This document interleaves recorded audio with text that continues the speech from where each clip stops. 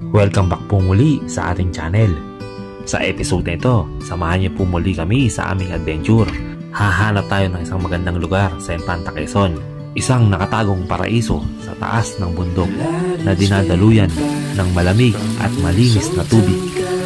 Makakasama nga pala natin sa rides na to ang ating mga katrabaho. There's no point in delaying what we both already know. Escape this time with me.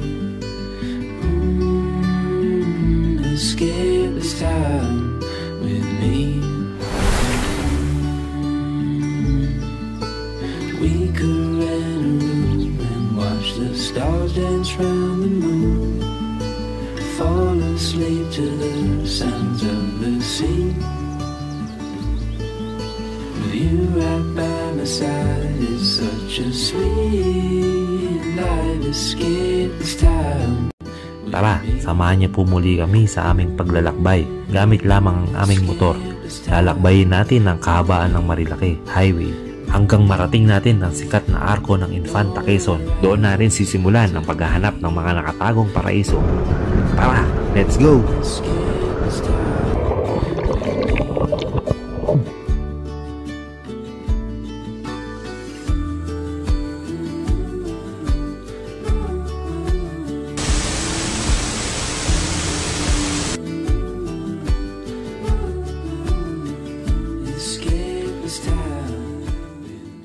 So, good morning guys! So, another day, another adventure. Oh yeah! So, ngayon pupunta tayo ng Infanta Quezon. Hanap tayo ng magandang resort. Kasama natin si Kuya Will. Ito si Mark. Ito si Jomel. Nasa harap po si si Darren. Nasa likod ayun ito si Jomel.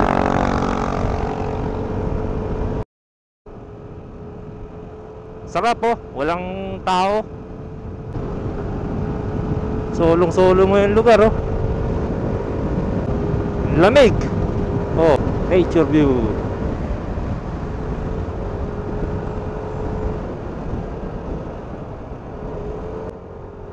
Woo! Sarap.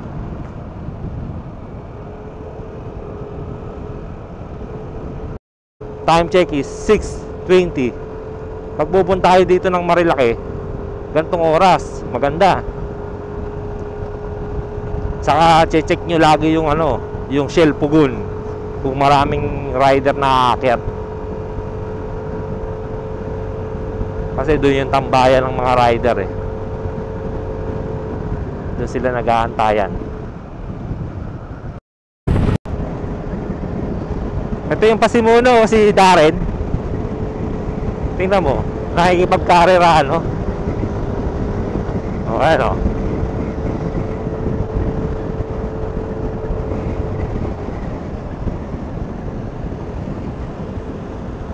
Darren, yaya ka muna.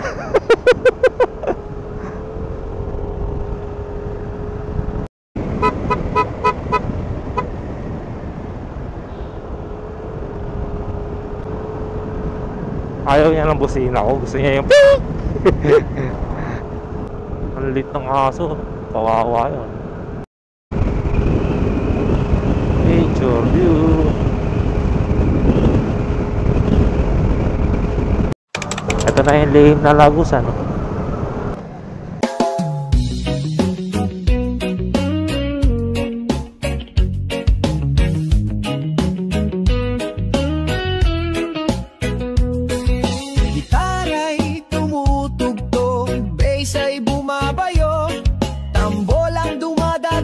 tibok ng puso'y buo.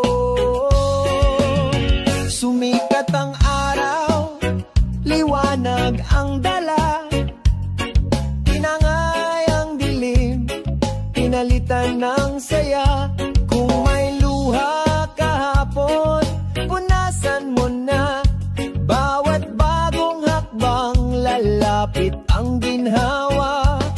Huminga ng malalim, tibayan ang loob. Sa kumpas ng reggae, lakas ay umusbog.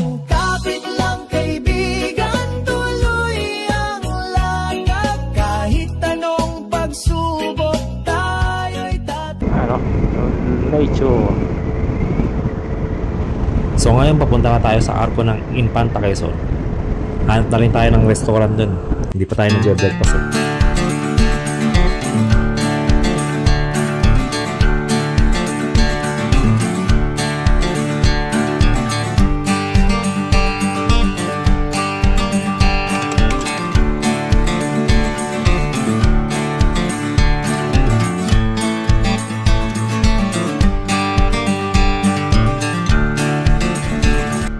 So andito kami ngayon sa Marquez Bulaluhan.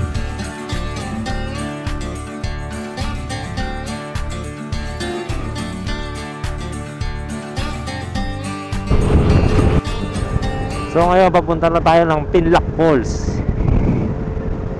Lamig oh. Sarap. Paglagpas nyo talaga ng kilometer 90, konti na talaga yung mga nagmumotor papunta dito. Ayan, solong-solo mo na naman yung daan. Ang mga kasama natin nawala na.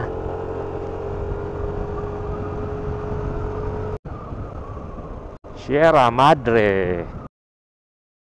Ayan o.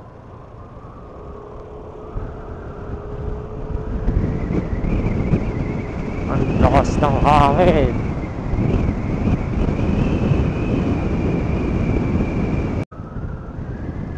Ganyan yung mga view. Ganda oh. Ako sobrang lamig oh. Parang nasa Baguio ka dito.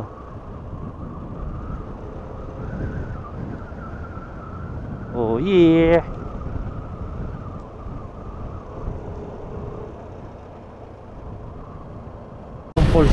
Yung tulay pala dito ginagawa oh, yan oh. Tinasan. Saka ginawa siyang bakal.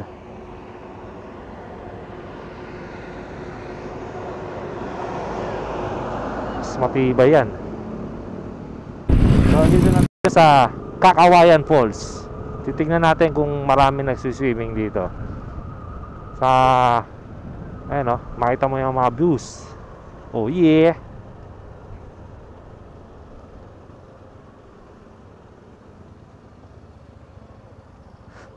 Doon.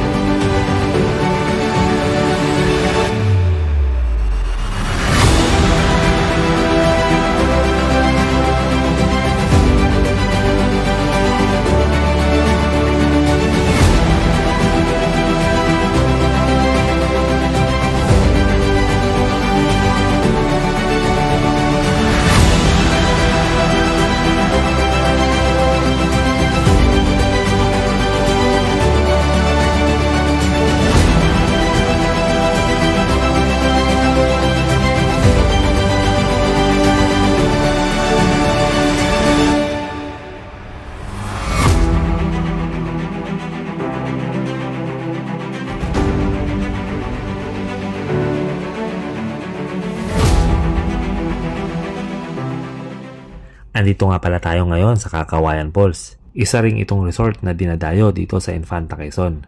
Pwede kayong mag-camping dito. 50 pesos pa lang ang entrance.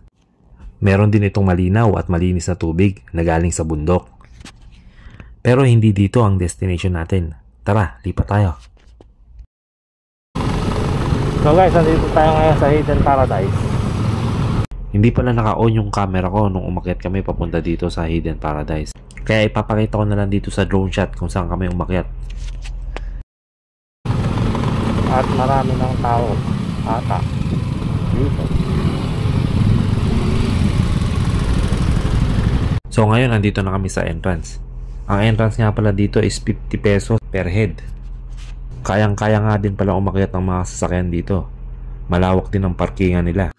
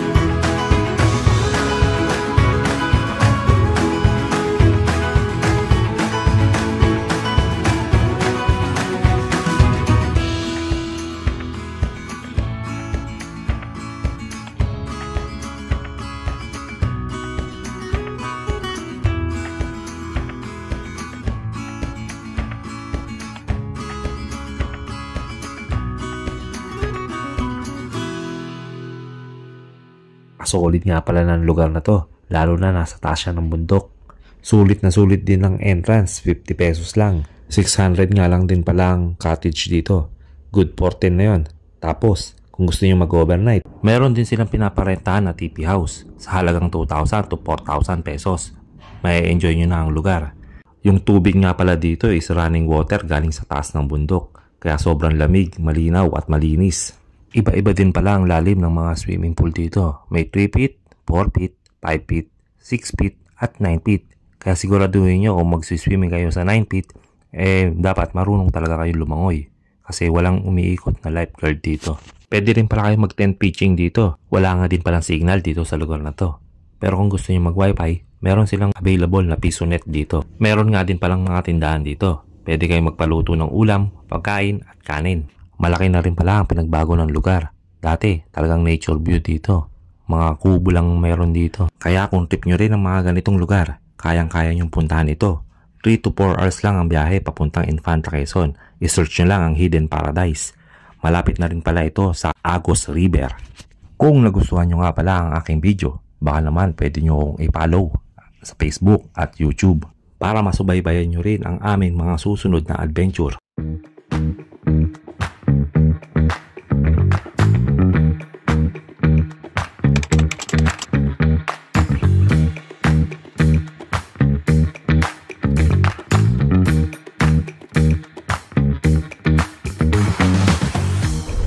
So ngayon, pauwi na tayo. Ipapakita ko sa inyo kung saan kami dumaan.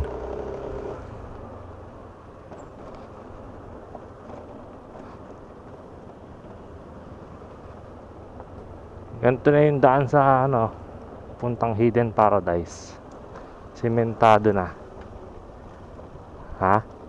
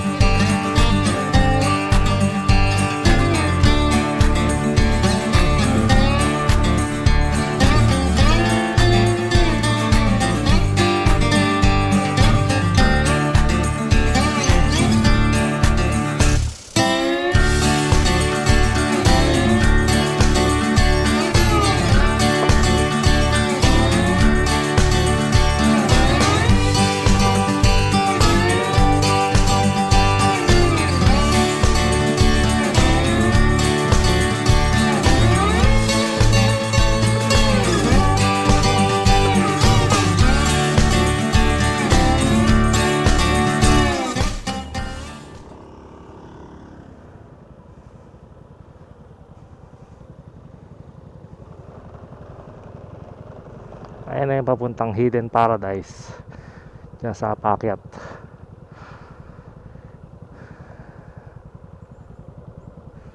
Sierra Madre.